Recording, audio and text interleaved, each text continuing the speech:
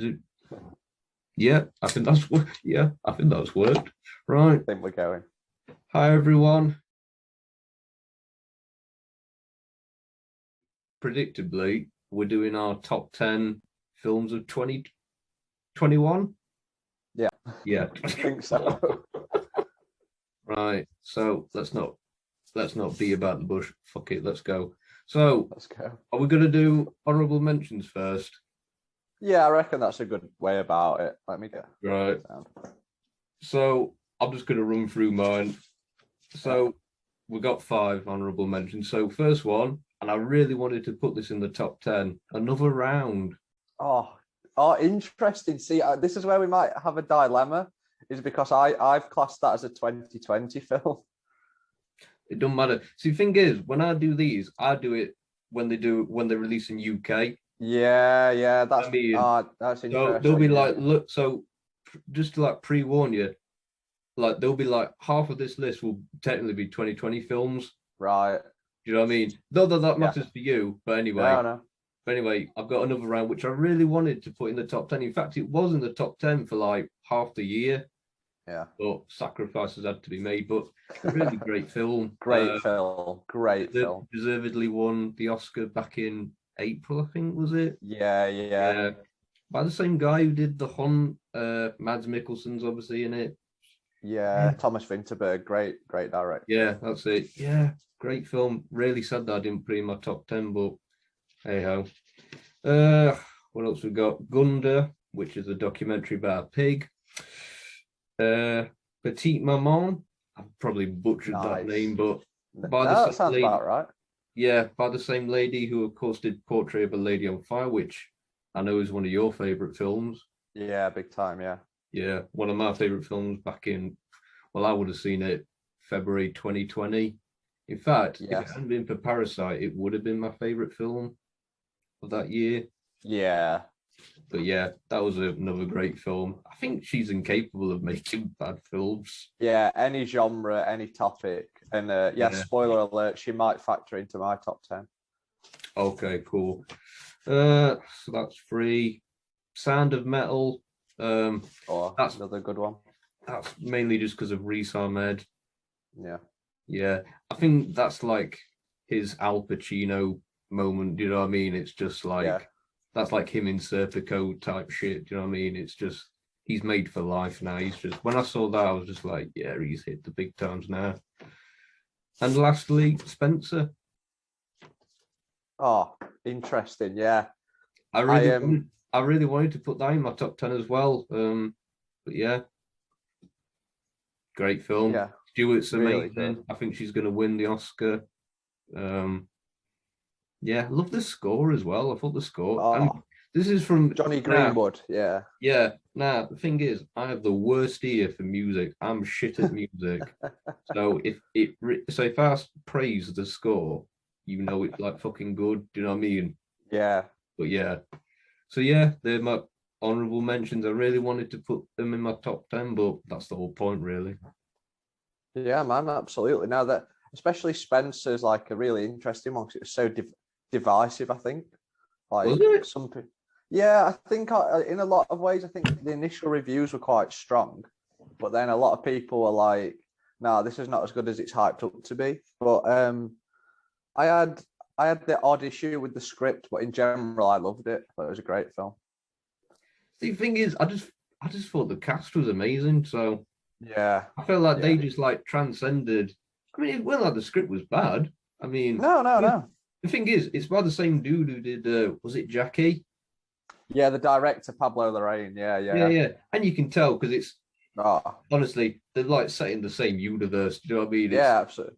So he needs to complete the trilogy of like troubled famous women. I think he is. I think he's doing shit. Was that someone totally different? I heard. Was he going to do that one of King Henry's wives or something? I don't know. I don't think he's announced a third one yet, but he has said he's going to do a third film in that like genre. Yeah, like troubled women in history. Yeah. Which he's very good at doing. Maybe I'm just giving him an idea. I don't know. Yeah, exactly. Yeah, if he's listening, Pablo. If they announce like fucking a Catherine of Aragon biopic, I'm suing. Yeah. Yeah, that's my honourable mentions. What's yours, pal? Right. So yeah, so these with my list, there'll be no 2020 like Yeah, films that so like I'm not disrespecting Another Round or Nomadland or Sound yeah, of Metal or anything like that. I yeah. love those films, but they were on my list last year. So I guess my first one, the biggest one, which I'm still debating right up until I say it, whether it's in the top 10 or not. Right. But I think it's just going to miss at number 11 is No Time to Die. Um, Oh, yeah, so I look in general. I've loved Daniel Craig's Bond. He's had two stinkers and two of the best Bond films ever made, in my opinion. yeah, yeah, And this is somewhere in the middle, but much yeah, closer towards the good side. yeah, I think it delivered on all the emotional beats it needed to. yeah, It had some good action, some really good action, brilliant cinematography from Linus Sandgren. Um, a good theme song, and yeah, it just obviously the ending. I won't reveal spoilers or whatever, but like it was pretty ballsy. Um, and yeah, I think Daniel Craig delivers the best performance in a Bond film so far in this film. Is my slightly hot take. yeah. So yeah, there's that. Then I've got another film which I think I expected to be in my top 10, but it just misses, which is The Tragedy of Macbeth. Oh, yeah, Um, yeah, the Joel Cohen film yeah, with Denzel and Frances McDormand. yeah, It's a yeah, really good adaptation. Um, Incredible cinematography and sound work, great performances, and yeah, it's a brilliant film. But I don't know if it's just because I've seen so many Macbeths or like yeah, it just it was great, but it just didn't passionately capture me, sort of thing. yeah.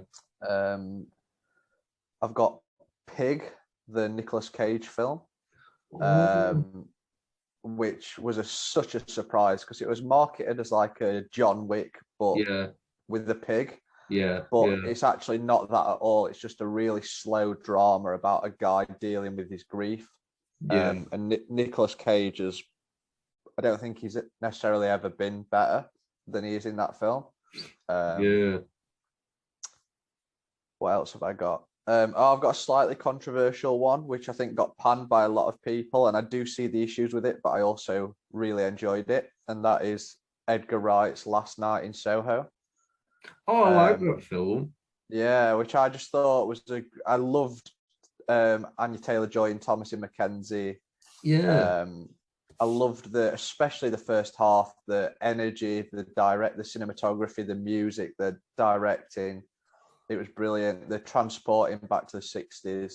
yeah, I know it has a bit of a controversial final third, and I get that, but it worked for me in general. yeah, yeah, Um, yeah. and my final honourable mention is one of the most powerful films and definitely most tough to watch films that I've seen this year, which is Mass, which is about essentially just set in a room with four people, two sets of parents. One set of parents is the parents of a school shooter, and the other set are the parents of a victim from the school shooting Right. years before. And Yeah, it's just a conversation about how they're just coming to terms with it, and they're talking to each other, arguing, consoling. And yeah, Jason Isaacs and Dowd, they've just incredible performances, and I Oh, think it yeah. really should be in the conversation. Oh, yeah. I know what film you're on about now. When you said Yeah, Jason Isaac, yeah, I know what you mean. I've not seen it. no, I've it's heard really that that I've heard that he's great in it. So he is great. Yeah, him and Andoud are great. And yeah, I think the screenplay is unbelievable as well. yeah. So I wish that would be in the Oscar conversation more, but it doesn't look like it will be. I don't think But so yeah, I because was looking.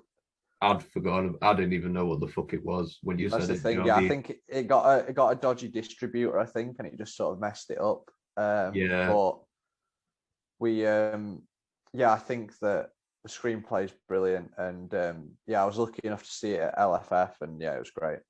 About to say, because I couldn't find it anywhere. Do you know what I mean? Yeah, I don't know if it has been This was released like in the months UK ago. yet. Yeah, Yeah, right. Anyway, so that's our honorable sounds. mention. So straight into the top 10. So I'll do one, you do one. Yeah, counting from 10 to 1, I assume. Yeah, well, thing is, Yeah. I don't do mine in like order of merit. I No, do them no, I haven't done mine like that either. So yeah. And you? Oh, I thought you would have No, done. Yeah, it don't matter. well, sort of in my head I have, but like I'm still a bit undecided. So I'm happy to just do them as a top 10 if you want, No, I'll just do them instead of in order. I'll just do them alphabetically because it's a ball ache to just Okay. get 10 to begin with. So Yeah, to yeah. then put them in So, order, I just think yeah, it's not worth the hassle. So anyway, yeah. beginning my top 10 alphabetically is Dune, Nice, Denis nice. Villeneuve. So this was my most anticipated film of 2021. In fact, it was my most anticipated film of 2020. Yeah. So I don't, when it comes to films, I never like to forecast. I never like to predict how a film's going to Yeah. be. But I always knew this was going to be great, but I was still blown away by it. Yeah. Yeah, I think it's one of those films that I always thought was there's like this like category within cinema of like the unfilmable. So for years it was like Lord of the Rings, and then obviously Tolkien came along. Not Peter Jackson came along. And Dune was kind of in the same category because obviously they tried to fuck it ever since the book came out. Like Alejandro Jodorowsky tried to do it. The David Beatles Lynch wanted to go. who? No, I'm just thinking of Lord of the Rings. Like, just Yeah, it's one of the funniest stories that the Beatles wanted to go at that. Sorry. Yeah. yeah, with the Stanley Kubrick shit, and yeah, Yeah. and then David Lynch made a version of Dune, which Yeah, I've of not seen course. for years, but it's not like the worst film ever made, but it's still not. I think even he like refuses to talk about it and stuff. Yeah. But I was just blown away by this film. I think it's one of those like it really is to like sci-fi what Lord of the Rings was for fantasy. I think it's just one of them respectable science fiction, huge spectacle blockbusters that we just don't really get that much. Yeah. Do you know what I mean? It's like on that level of like I know people don't like Avatar, but it's of that same ilk. It's got Yeah. that certain Yeah. level of prestige about it. Do you know what I mean? So Yeah. yeah, I was just so impressed by what they did, and my only gripe is that it's been split into two parts. So, but it kind of That is it, yeah, that was slightly my gripe, and I know it's a bit petty because I really yeah. enjoyed June as well. It's not in my top 10, but it's definitely one of like Oh, into it. my films of the no, which I don't know. I Yeah, probably should have put it in my honorable mentions. Actually, can I add that? yeah. But Put it year six. yeah, exactly. But I really enjoyed it, and it's the cast incredible, the craft is incredible, the sound, the Yeah, cinematography, everything. And the story was interesting. I didn't know the story really. I've never read the books or right. watched the Lynch film, Yeah, but yeah, it did feel very much like half a story, which I yeah, get is the point because it's two films. So I'm not going to be like that guy. But like yeah. also as a film on its own, I can't say it was like one of my films of the year just because it didn't feel like Oh a yeah, full it's film in pure its own. setup, but Yeah, I don't know. I just it's thought great setup. it's just so honestly, it's just so well made. It's just Yeah. I just love it. I love Denis Villeneuve anyway. I think every film Oh, he's me been too. in my top luck of the year. Yeah. Do you know what I mean? Like Yeah, Sicario, great. Arrival. Arrival's one of my favorite ever films. I love that movie. Yeah. So there we are. Dune. Right, yeah. So I'll go in. I'm just going to say these in a random order because I've just Yeah, wrote them in a yeah, random order. yeah, So I'm going to go in with one actually that's so you were talking about Celine Sciamma with Petite yeah. Maman earlier. Well, there's another film that I saw at LFF, which I don't think it's had a release yet, but should be coming soon in the UK, that she wrote but didn't direct. And it's Oh, called Paris 13th District. yeah, Um, yeah, yeah. and I had not heard one thing about this film. I knew nothing about it apart from it starred Nomi Merlant from Portrait of a Lady on Fire. Yeah, yeah. So I was like, yeah, I'll watch it. Went to see it at the cinema for LFF, and I was just like blown away. It was such a interesting take on like life and sex and relationships and sort of, I don't know, not growing up, because like there are a variety of ages between 20 and 35, the characters, but it's like the intersection of like three specific characters' lives in Paris, and like it's just, she has such a beautiful way of writing, Celine Sciamma, and the director, whose name I'm forgetting at the minute, which is bad, but he does a really good job as well of capturing the whole like essence, and yeah, it's a very sensual film and shot in black and white. It's like really beautiful to look at, and yeah, that's probably just in my top 10 purely on surprise value of how much I loved it after never hearing anything about it. I saw it. It was one of them, like, you know, when like you get to like January and you see like the most anticipated. It was on like one of them BFI sight of sound type shits. Do you know what I mean? So yeah. But no, I've not seen it, but I've heard of it. But yeah. Right. So moving on to the second on my top 10 is The Father. So this is where the 2020 dilemma comes in. So great film. I don't really have that much to say about this, really, because I think most of what I've said has been said elsewhere and far more eloquently. All I can do is just reiterate, really. It is a really upsetting film, but it's totally gripping and weirdly chilling and claustrophobic. I think ultimately what makes or breaks this film is Tony Hopkins. Like, this is just, I've always loved Tony Hopkins. I think people forget how long he's been in the game. Like, I was watching The Lion in Winter from '68, and he's in it. He plays King Richard. Yeah. I was like, fucking hell, he's been round, but this is like been round.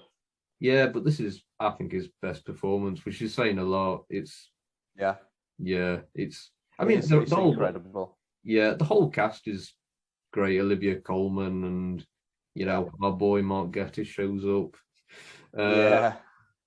He's in everything these days. He gets around, that lad. He gets around. He does. I don't know who he's got in his like black book in the industry, but he just like. But it's just a great film. I'll probably never watch it ever again. Do you know what I mean? Yeah. No, I'm the same, but yeah. But yeah, I was just blown away by this film. I think it's beautiful. The only problem is, and in the grand scheme of things, this is just like a small quibble, but it does feel very stagey. Yes. You know what I mean? Like, if you'd have, like, obviously I knew that it was based on a stage play because, I can read the credits at the start. But if I hadn't, I would have been like, this is totally adapted from like some stage play. And it never like transcends its staginess.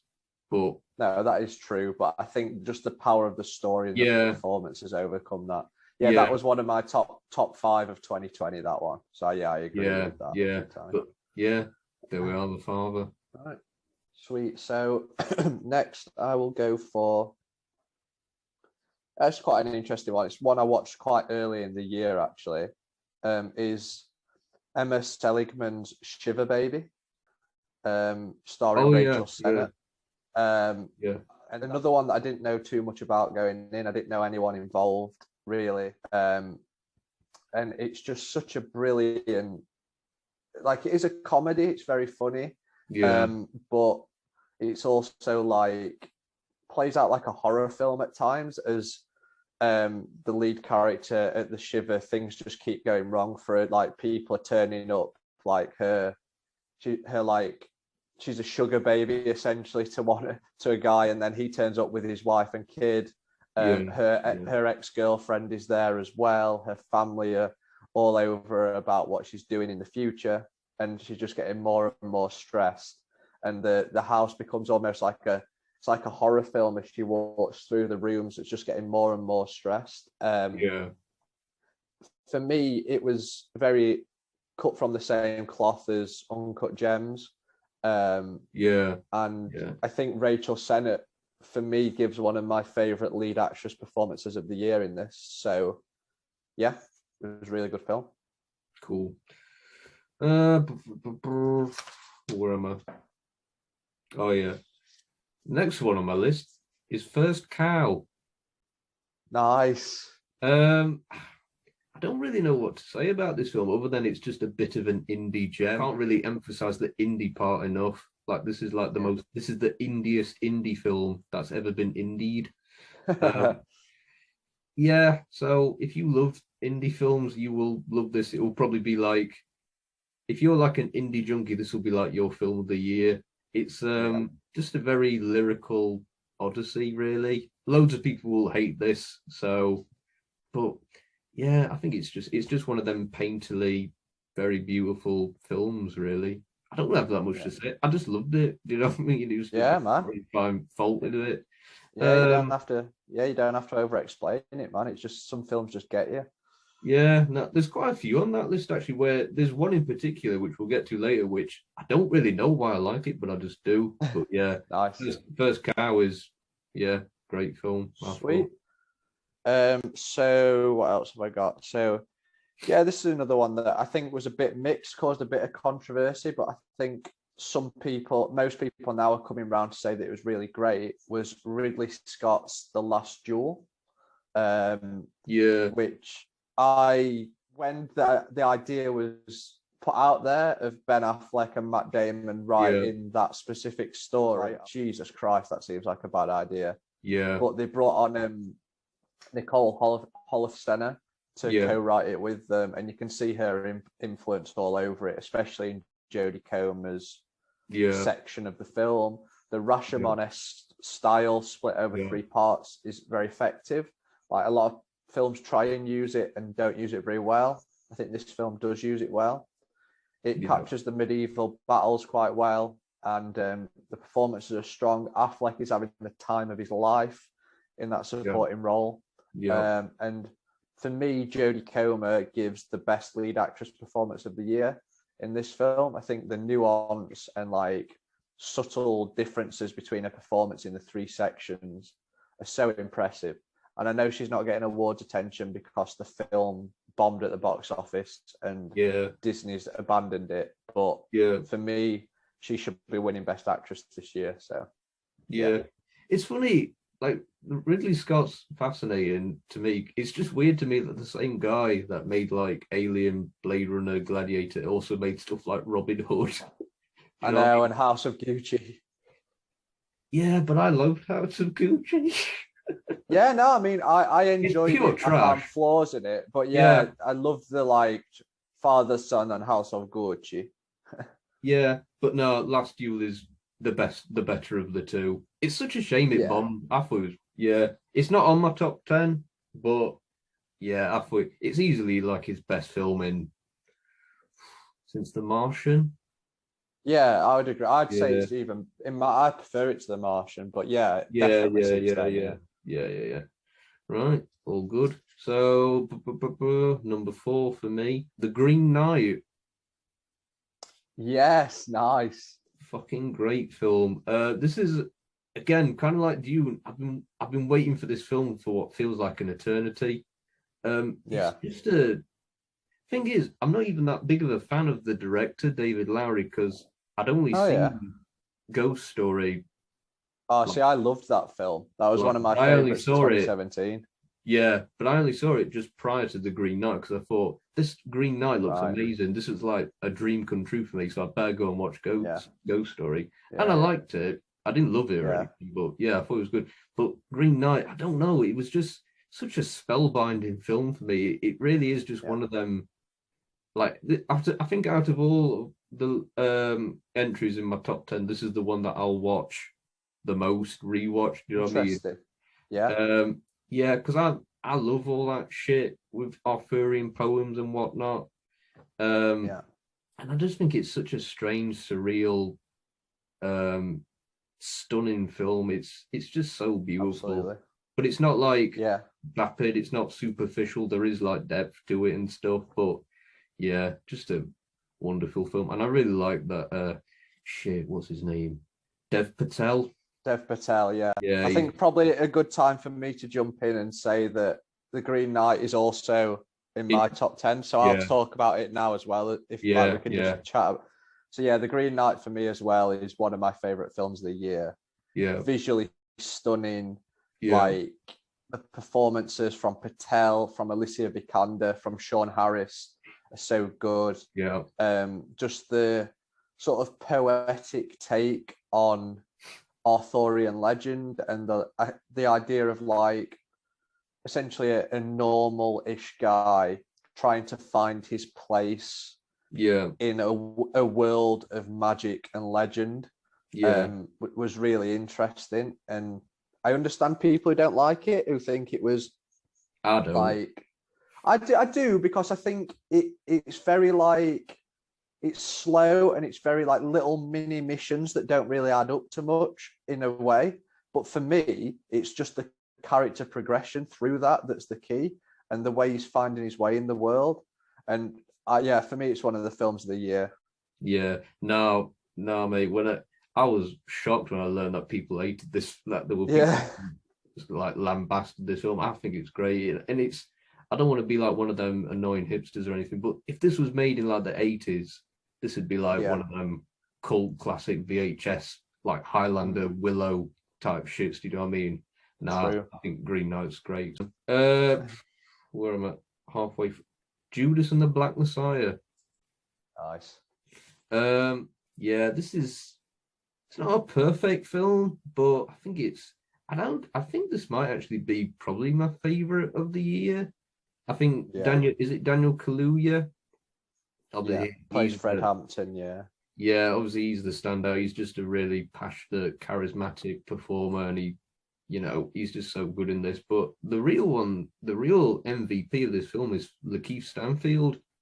I think he's just phenomenal. I feel like because Daniel Kaluuya is such a bombastic screen presence, it kind of like overshadows Lakeith, which is kind of the whole point of the film, because obviously Lakeith like weasels his way into the organization and whatnot. But there's not really anything in this film that I dislike. The only thing that I think I dislike, and again, kind of like with The Father, it's purely a nitpick, is I think that, like the prosthetics on the J. Edgar Hoover guy, is it Michael? Martin Sheen, isn't it? Yeah. I just when he showed up, I was like expecting him to like do the Quack from like Batman. Yeah, he just looked like Penguin. But he did. That was the only because that wasn't great. It's stuff like that takes me out of the film, and I'm just like, why is he even here? Like it's so out of sync with the rest of the film. But the rest of it is just amazing, really. It's so good. Yeah, it was one of my favorite. I included it in my list last year, but it was one of my absolute favorites. Like Kaluuya is so good. Stanfield is so good. The story is fascinating. The fact that it came out in the same year as Trial of the Chicago 7, telling a story that really was parallel to it, and was just so much better in every way. It was. And Kaluuya deserved that Oscar that he got.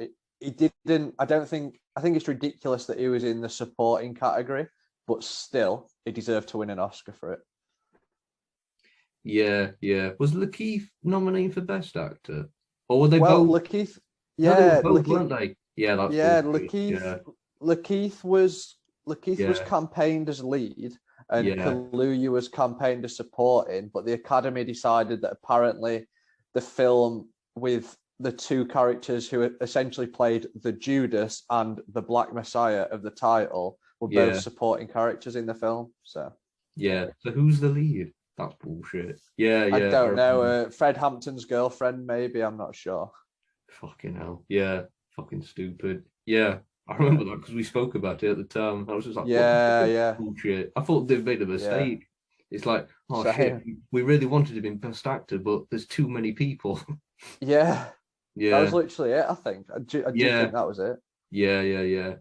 But, Judas. Right, so my next one is one that I was really unsure about for a long time before watching it, for many reasons, really. And that is Steven Spielberg's West Side Story. So for one, I was like, why would you remake one of the greatest musicals of all time? It won Best Picture. It was a classic. It was adored, all that stuff. And then also, even taking aside, because I know we don't know all the fact, like Ansel Elgort he's had a lot of serious accusations against him, which shouldn't be like just forgotten about.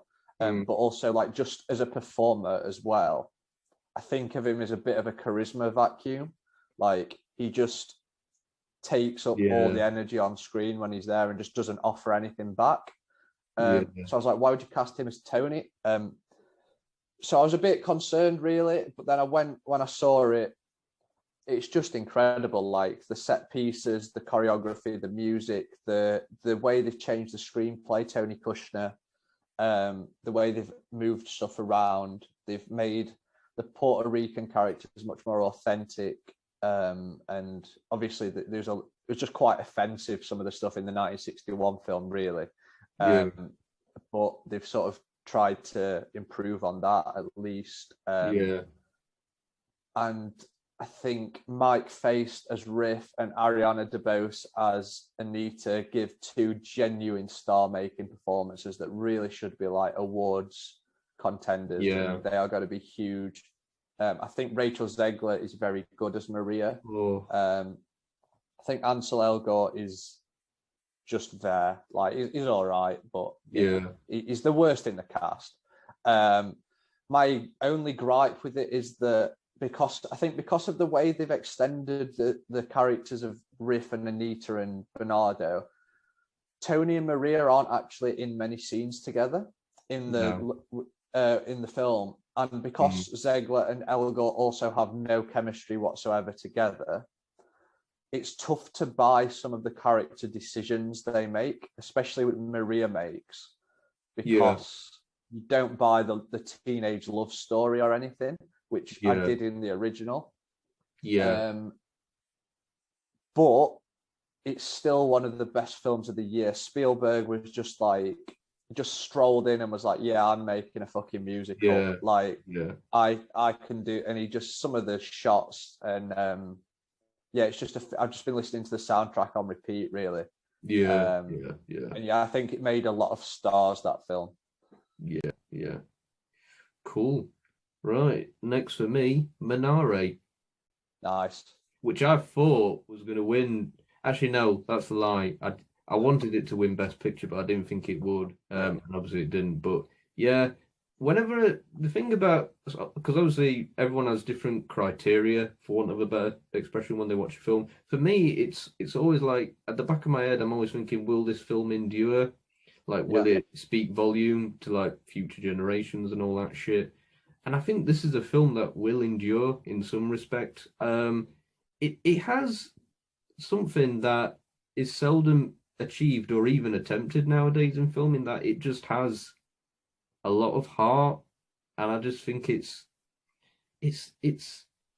obviously not what's the word? It's not like a soft film. It's not like cookie cutter or anything, for one of the expression, but it does have. It's not cynical. Do you know what I mean? It's like it's not a nasty film. It's just a really sweet-natured film, and I think it's a good gateway for people who don't like subtitle films. Do you know what I mean? Absolutely. Yeah. So, absolutely. Yeah, it's a wonderful film.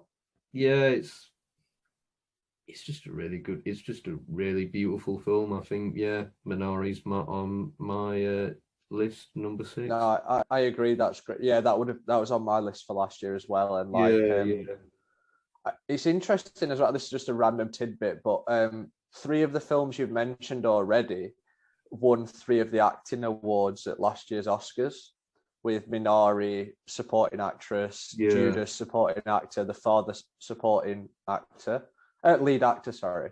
I don't know if you've got Nomadland on there. We'll keep that a secret, but it would be fascinating if you have all 4 acting winners in your list. We'll find out.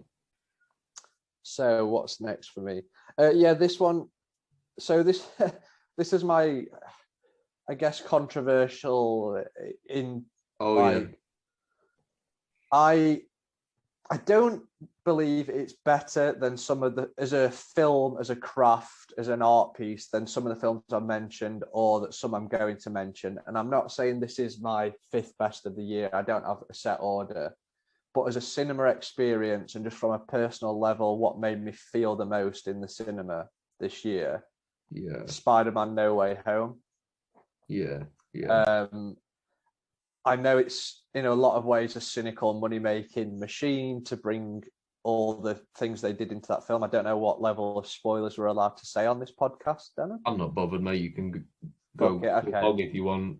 But I grew up on the Tobey Maguire, Sam Raimi Spider-Man films. I enjoyed Andrew Garfield's Spider-Man. I did not like his films, and I did not like his Peter Parker. And I've really liked Tom Holland as well. I think his films have been good. But yeah, Maguire's and his villains have always been the one for me. And then for this film to bring them all together in a celebration of Spider-Man in the last 2 decades, to bring Maguire and Garfield back in such an effective way without stealing away from Tom Holland and allowing the film to still be his story. Getting Alfred Molina and Willem Dafoe to give 2 of the best villain performances for years in the second time they played them roles, and in nearly 2 decades later, is incredible. And just some of those moments were such a thrill to watch in the cinema. I can't lie, I just loved it. I felt like a kid again watching Maguire step out of the portal, watching Charlie Cox appear as Matt Murdock. Seeing Willem Dafoe screaming, "Can the Spider-Man come out to play?" Just seeing it all.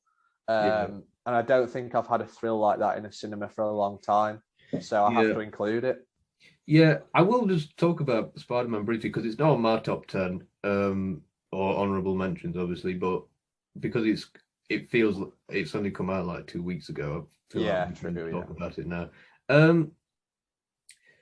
Yeah, the funny thing is, like, I've never been phobic of spoilers, so there wasn't that many surprises because I like read like the Reddit leaks and all that shit. Right. Okay. So I knew about like Charlie Cox coming back as Daredevil and all the stuff with Andrew and whatnot, and even the when Andrew saves me, MJ. Yes. Yeah. That was a theory that I did avoid all spoilers, but I had a feeling that was what was going to happen. Yeah. So there weren't, but it was still such a pleasurable thing, and Willem Dafoe just like slips back into that role. God, I couldn't believe it. So good. Norman's on sabbatical, honey. He's just so good. Like I forgot how much I enjoyed him as Green Goblin and Melina as well, because I love Dr. Octopus as a villain. The thing about Marvel is that, see, I don't get like superhero fatigue, but I do get MCU fatigue. Do you know what I mean? Like, I don't give a shit about Captain Marvel, Shang-Chi, any of these people, but then they like, it's almost like the people that Disney almost hear me, and it's like, we'll just like make like No Way Home. Do you know what I mean? Like they just stuff out like. Here's Tobey Maguire. Yeah. So yeah, it is just like a pure crowd pleaser, but I think it's not going to win any Oscars or anything. No, and I do think the conversation that's starting to build around it being a Best Picture nominee is ridiculous. No, I know I've put it in my top 10, but if I was a voting Oscar member, I would not include it in my. No, because I saw it this morning, like on like Instagram, like someone put up a post like Kevin Feige's like pushing for an Oscar. Yeah, he is, and I think that's the worst thing that could happen to the film's legacy as well, because people will turn on it. Just let it exist as an incredible fan-pleasing, nostalgic, emotional. There's a lot of emotion in that film, and it earns it, and it delivers it well. And I don't think people should just dismiss it as just like pure fan service. I think it's a really effective film on its own. But it also is just such a cinema experience, and especially in the pandemic, in the way cinemas have suffered and people have been having to watch film at home. It's made $1 billion. It has already. In a pandemic, that's ridiculous. And I think some of the audience reactions from videos from screens, you don't get that with other films. And I think that there does have to be a balance between the MCU. I am a bit worried that it's just taken over everything. But I do still think it has its place, and I think no. this See, is thing the is, best. thing is, yeah. Thing is, I'm not really a snob when it comes to these things because if you'd have told me when I was like 8 years old that Black Panther would be $1 billion A-tier film, I'd have like I don't know what I would have done because when I grew up, like Black Panther was just he wasn't even a B plus player. He was just like down here. Do you know what I mean? He was just like he didn't even like have his own comic book. He was just like a supporting player in the Fantastic Four. So nah, I've never been like snobbish, but again, it's just like I just feel like the MCU is a bit too mechanical. Do you know what I mean? Yeah, that's fair. Yeah, I mean, I wasn't a big fan. I was okay on their other entries this year. In like Black Widow came 5 years too late. See, that's what I'm saying. Like, I didn't give a shit about Shang-Chi was Black Widow. okay. Yeah, Eternals had some interesting stuff, but also let itself down in some ways as well. The yeah, TV stuff, Falcon and the Winter Soldier was shit. It had a few good bits, but was shit. What If was interesting, but not that great. yeah. You had Loki, which was pretty fun. WandaVision, I thought was brilliant. Hawkeye was fun. But yeah.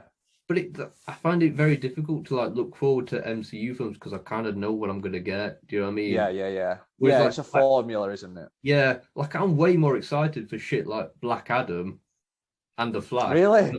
Yeah, purely because I don't know what I'm gonna get in terms of direction. Okay. Do you know what I mean? Yeah. DC is very unpredictable, and I do respect that. I mean, the thing is, there isn't really much of a middle ground. They're either shit or like amazing. Do you know what I mean? Yeah, absolutely. I mean, yeah, just look at the yeah.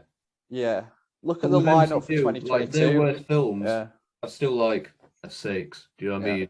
Yeah. They're just like not to talk about. you know next year that Doctor Strange, Black Panther, the Marvels are going to be good and they're going to be really enjoyable films. Yeah. Where like you look at next year and obviously the Batman looks amazing, but then the Flash and Black Adam and Aquaman 2, they could be all variations of absolutely abysmal or really brilliant. Yeah, but that's more interesting to me because it is interesting, especially now that they've done the multiverse with Spider-Man. Like, there's no surprises for Doctor Strange. Like, you know that Reed Richards is going to be there. You know that the X-Men are going to be there. Do you know what I mean? Yeah, I guess so. But I guess which variation of them is the question.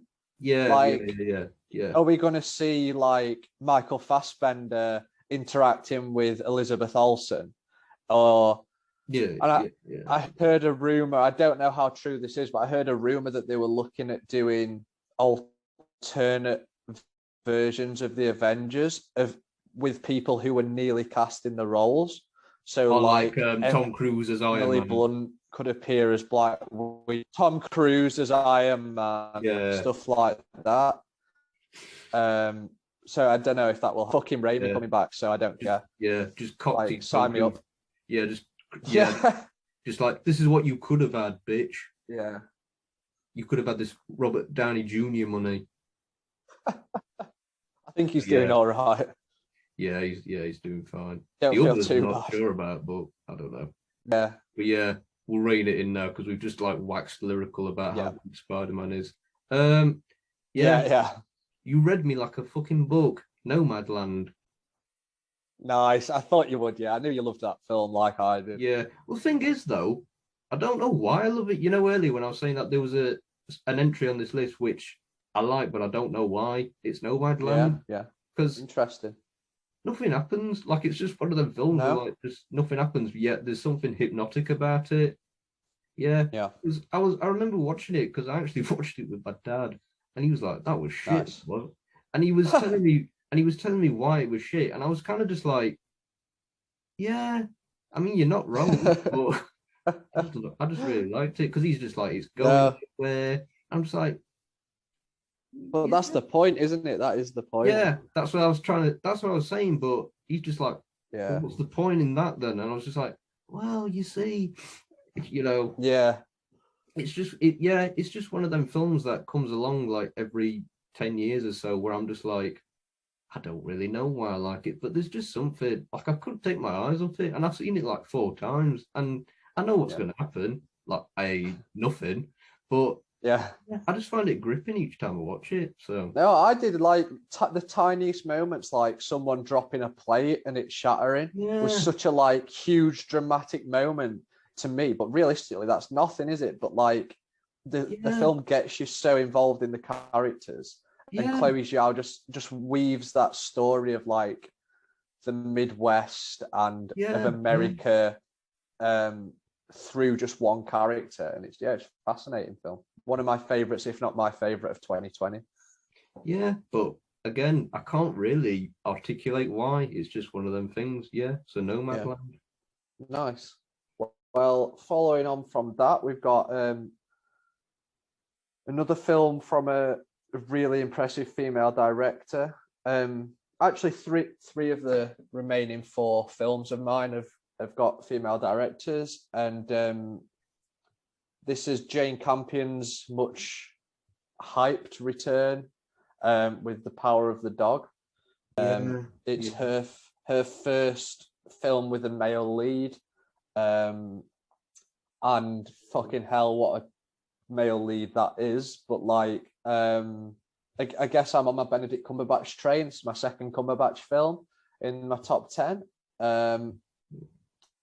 and this, just the story, it's so slow and tension filled, and it just weaves you in eventually, and it just captures me like very few films could, in the like horror and sadness and sexual tension of the world. And Cumberbatch is easily giving the best male performance of the year, in my opinion.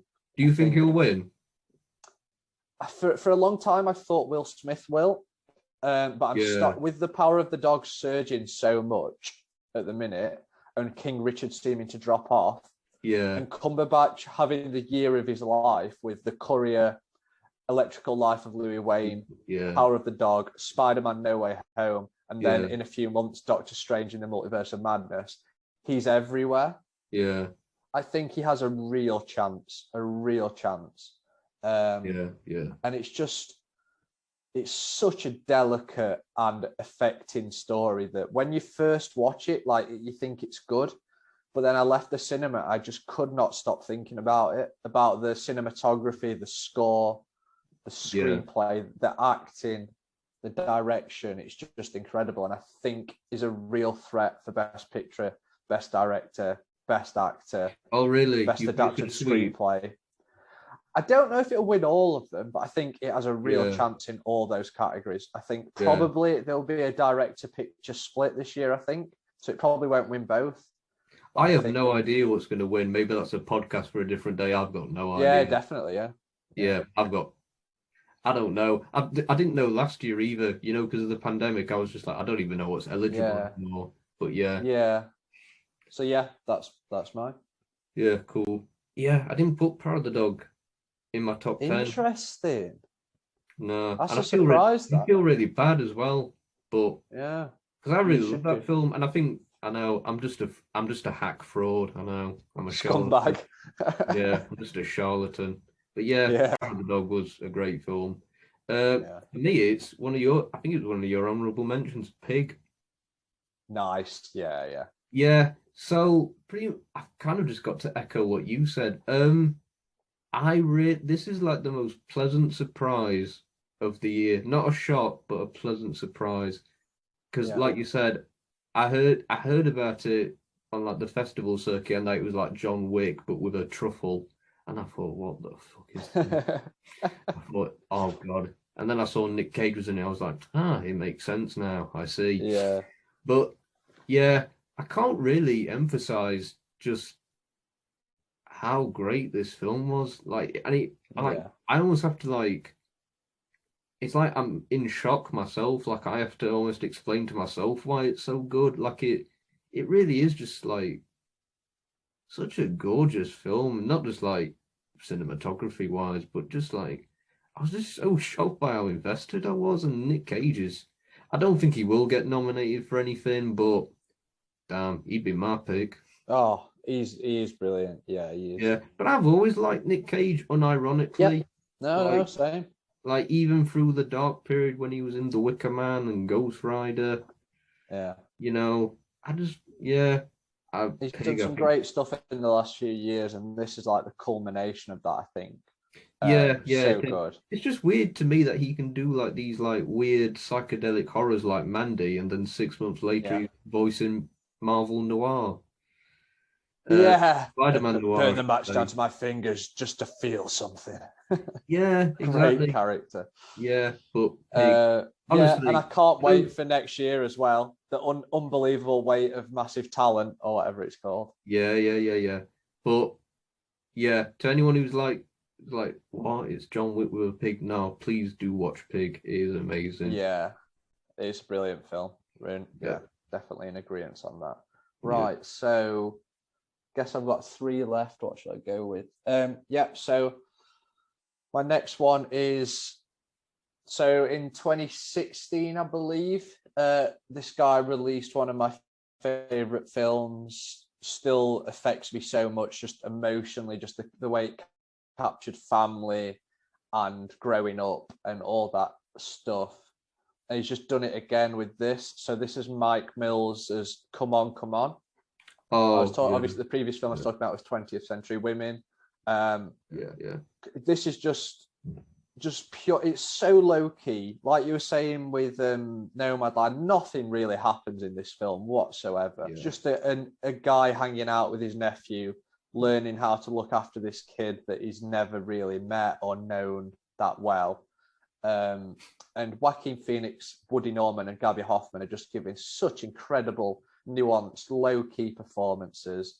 Mike Mills' script and directing is just beautiful. It's so affecting, and just the emotion just jumps off the screen straight into your heart. Like, I just left this film feeling so warm, and like the cinematography is beautiful, the score is lovely, and it's just one of the nicest films of the year. And it's not getting enough awards attention, but I think because of how low key it is. But fuck mm, me, this should be one of the films that is a contender across the board for me. yeah, yeah, yeah, yeah. Oh, it's his nephew. I didn't know that. Yeah, it's In his the film, nephew. yeah, yeah. Because Yeah, I've not so seen it. his sister is having to, who he's like slightly estranged from because of their fallout after the mum Yeah, died. She's yeah, got problems with the husband, so she yeah, needs him to step in. yeah, yeah, And yeah, so he's just trying to learn how to interact with this kid, really. yeah, yeah, yeah. Cool, excellent. So I've got two more left. Yeah, Summer of Soul. So nice. earlier I said that I know jack shit about music, and that is true.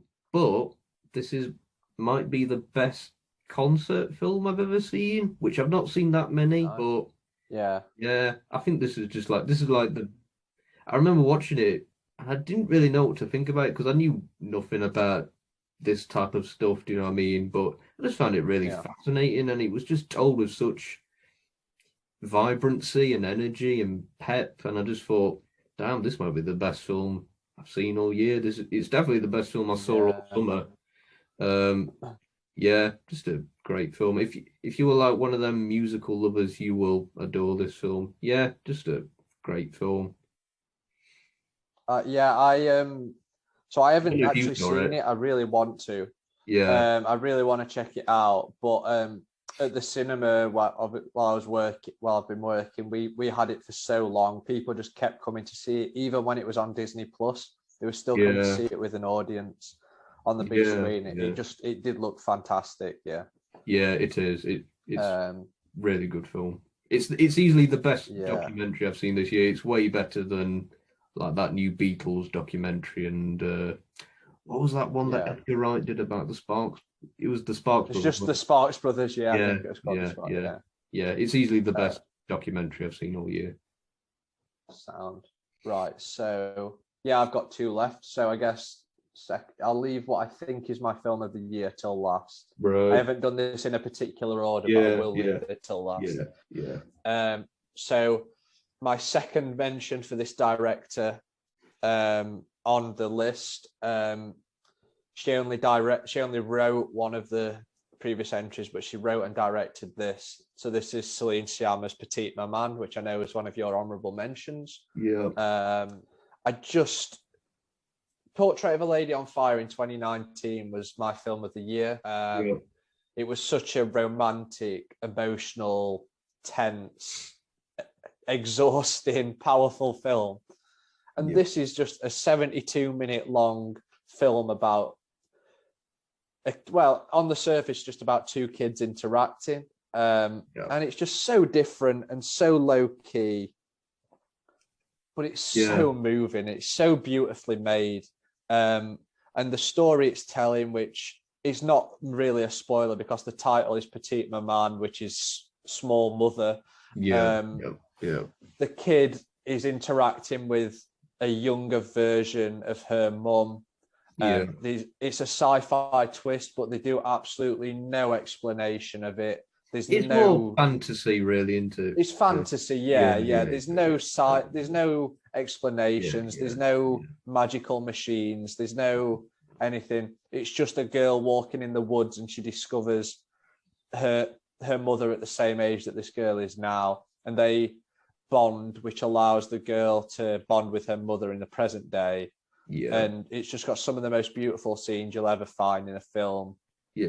When the two girls are interacting at the end and they realize what's going on, and I can't remember who asked who. I think one of the girls asks, "Are you from the past or something?" And she goes, "No, I'm from the path behind you." And it just broke me. It was such a beautiful line, and it just sums the film up so much. And I think Celine Sciamma is easily one of the best filmmakers alive at the moment. You're right, it being low key because I forgot I'd even seen it. Sorry, what it is, I saw it on like someone else's list, like the Guardian's list or something, and I thought, oh shit, I've seen that film. Get it in my honourable mentions. But you're right. It's just an exquisite film. Really good. So my last film, and it's one that you've already mentioned, West Side Story. So interesting. So thing is, I don't give a shit about the 61 film. Partly because I don't give a shit about Romeo and Juliet. I've always hated that story. So I was just like, this looks like the most like banal, bland, like they've pulled in Steven Spielberg. It's just going to be another Ready Player One. He's just going to do it. Do you know what I mean? Like, it's going to be like another, what's that? Was it BFG? Yeah, BFG. Like, it's just going to be one of them films that he does. Do you know what I mean? Just to satisfy the studio overlords. But I was just baffled by how much I loved this film. Like, because I only saw it like a few weeks ago, and the thing is, I wasn't even going to watch it because I just thought I've got no intention. I was just waiting for Spider-Man. Do you know what I mean? I was just like, I'm just waiting for Christmas and Spider-Man. But I thought, fuck it, I'll just go watch it. And I was just like, this is amazing. This is like one of the best films I've seen all year. The flaws that I have with it are the flaws that I have with the source material. Do you know what I mean? So all that stuff that you was talking about earlier about how the relationship doesn't feel palatable and whatnot. Like, I feel that way about the original stage play by the Bard. So, and the original film. So I can't really hold that against the film too much. But all I can say is that this is Spielberg's best film in 20 years. I would agree. I genuinely thought he'd done a musical before. I mean, you could have fooled me. I mean, the fact that he did this with just, I know it's Spielberg and he's, but he just did it with such deftness and such, confidence. I just thought, man, I wish why has he waited this long to like do something like this? Maybe he was just waiting for the right chance to do West Side Story. Yeah, but no, West Side Story, a very late entry, but it is. I think this will like sweep the awards ceremony. I think it's going to be a big contender. I think it's flopped at the box office, unfortunately, which could affect it. Yeah, but, which I wanted to say, just Gen Z just like hate musicals. Yeah, it's weird, isn't it? Because musicals had started to appear as one of the only genres that were still bankable. like with La La Yeah. Land, Greatest Showman, Mamma Mia, Here We Yeah. Go Again. But then the last year or two, In the Heights, West Side Which, Story, yeah, all not doing very well at the box yeah. office. Incidentally, I'm glad you brought that up. This is way better than this is the film that In the Heights wanted to be and should have been. Yeah. Yeah. But no, Yeah, I find it it's interesting. so good, this film, yeah. Yeah, it is. But I was just fascinated. I was just like, what? I was shocked that it wasn't get. I was assuming it was just because people are just waiting to watch Spider-Man, which may be the case. It may just be that simple. Yeah, I do think the pandemic's a factor. It appeals to much older audiences who are probably Yeah, less likely to risk going out in a pandemic at this point with, Omicron surging and all that. But yeah, and I get that big time, yeah, but it's yeah, still sad to see. But yeah. yeah, I It's thought the yeah, music in this film was particular. I know they're the songs anyway, it's not this yeah, film, but yeah, like yeah, the yeah, way they're performed was just so good. Like watching the America sequence, I genuinely thought I yeah, was levitating off my seat. yeah, Like Ariana yeah, DeBose is just bodying that. Like she's performing for her life in yeah, that film, yeah, in that sequence. Sorry. yeah. That lady, what's her name? Is it Rachel Zegler? Yeah, as Maria. Yeah, Yeah, standout of the year. I'd never great voice, incredible voice. she's got a career for life. Oh I've yeah, got, I'd followed her on Twitter for a while, for a couple of years, and she's like seems like a really nice person as well. But yeah, she's a really good actress, and her voice is yeah. incredible. She's Never, already filmed one of the villain roles in Shazam 2. She's one of the main villains in that. right, And right, she's yeah. been cast as the new Snow White as well in the Disney That's live action. yeah, that's where I heard of her. Yeah, But the film itself is directed by Mark Webb and starring Gal Gadot as the wicked stepmother or whatever. So that's very worrying. But she is perfect casting as Snow White. yeah. She's just. I've not been this impressed by I guess this is like a big debut since like Jennifer Hudson in Dreamgirls. Like this had that same. Wow, that's a statement. That's a Nah, while back as well. That this had that same energy. yeah, She's this is a proper debut performance as well. yeah. It's not like a couple of indie films and then a No, breakout. This is her first film. no. And I guarantee you that there were hundreds, thousands of people who auditioned for that role, Oh and they yeah, for just went Maria with in a her 'cause she's the Spielberg film. best. Oh, No, yeah, she's got a career for life. She's wonderful. I hope to. I don't think it will happen, but I hope she wins. I don't know what. I'd love to see her get nominated at least. Yeah, I think she will. I think to be honest, I think loads of people. I think that old lady, is it Rita? Rita Moreno, that Yeah, old was lady. in. You're gonna get ripped to shreds for saying that. Do you mean EGOT winner Rita Moreno? Yeah, who was in the original. So Yeah, she won the Oscar for it. they're gonna nominate her just for that, aren't they? Just so Well, she can brag she about could. that. I think Anita, if Ariana DeBose wins in supporting actress for playing Anita, could I think be the first role in the same film to have within like this a remake to win the Oscar, because I know the Joker obviously has won 2 Oscars as a character, but they're in different types of films. But this would be both West Side Stories, both Anita winning. Yeah, I you don't could be know. right. I don't know. But yeah, Rita Moreno will get nominated. Yeah, there's going to be like some obscure remake from like the 30s or something in there. That, Yeah. yeah. But no, I know what you mean. Yeah. So yeah, just you know. Great choice, man. Yeah. So my choice is a bit more obscure than that, but along with in a very oh, go on. What were you going to say?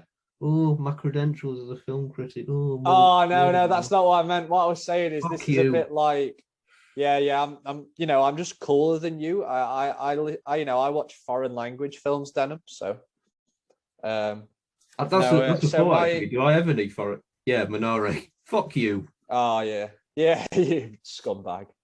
So my pick is Titane, however you would pronounce it. Yeah. Don't wag your finger at me like that.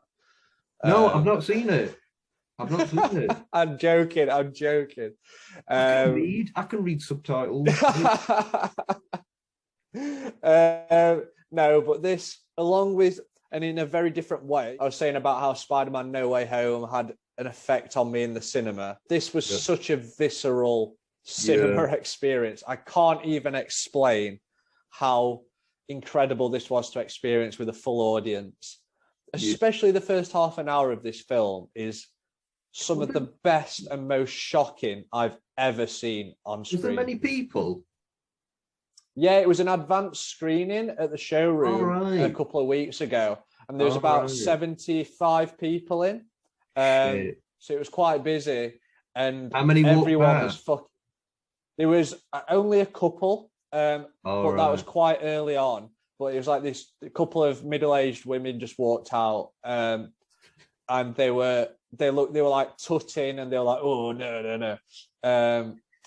After some incredibly brutal murders and incredibly bizarre and affecting and weird sex scenes with a car. But just the story this is telling, the way it tells it, the body horror, the emotional distress, the sexual desires, the murderous rage that this film is getting across, the trauma it's dealing with. The way it does it is just incredible. Like Julia Ducournau, I might have butchered her surname, I apologize, but she was great. She did a great debut with Raw, but this is just another level. I know it's been snubbed by the Academy for the foreign language shortlist, but fuck them. And Agathe Roussel, who is the lead actress, I think this is her first, it's a breakout role. I don't know if it's her first film. She's incredible in the lead, incredible. And the first half an hour or so, which includes the opening car show where she performs on a car, then it includes furious, take note. Literally, yeah. Then it includes a very intense sex scene with a car, and then it includes a murderous rampage set to some music that you would never expect to be on for that, and it's just incredible. Just one of the most bizarre films I've ever watched, and I'm so glad it exists. I'm watching it this Friday. I regret that I've not seen it earlier because I love all that Cronenberg shit. So big Cronenberg, but it also has very much, you can tell, like her own specific point of view as well. It's brilliant, man. It's brilliant. You'll love it. I think so, because I loved Raw. So this is so much better as well. I loved Raw, but it's like, I don't know what a good example is of like a filmmaker that made a really good first film, but then their second film just blows you out of the water. I guess maybe Spielberg, did he make Jewel and then Jaws? No. Anyway. He did Sugarland Express. I'll tell you who was a good example, Ridley Scott, because he did The Duelist and then he did Alien. Yeah, no, that is a good example. Someone who you made the first film and you're like, God, they've got potential. And they make the second film and you're like, this is one of the best things I've ever seen. No, I can't wait. I can't wait to watch Titane, and I can't see what she does next. Right. Oh, absolutely. Yeah. So to recap, my best films of 2021: Dune, The Father, First Cow, The Green Knight, Judas and the Black Messiah, Minare, Nomadland, Pig, Summer of Soul, and West Side Story. Good list. And my top 10 of the year of 2021. Oh, I'd just like to add, by the way, just before I do this, that I haven't seen Licorice Pizza yet, which think very likely could be in my top 10, probably my top 5. It just seems like made for me. I love that 70s LA shit. I just want to add that I haven't seen that yet. But my top 10 is Shiver Baby, The Last Duel, Paris 13th District, The Green Knight, West Side Story, Spider-Man No Way Home, The Power of the Dog, Come On, Petite Maman, and Titane. Perfect. Beautiful. So there we are, the best films of 2021. There we are. We'll see you again next year. Oh yeah, back at it again for 2022, baby. Right. Have a good day, folks. So yeah, thanks for having me on, Denham. No worries.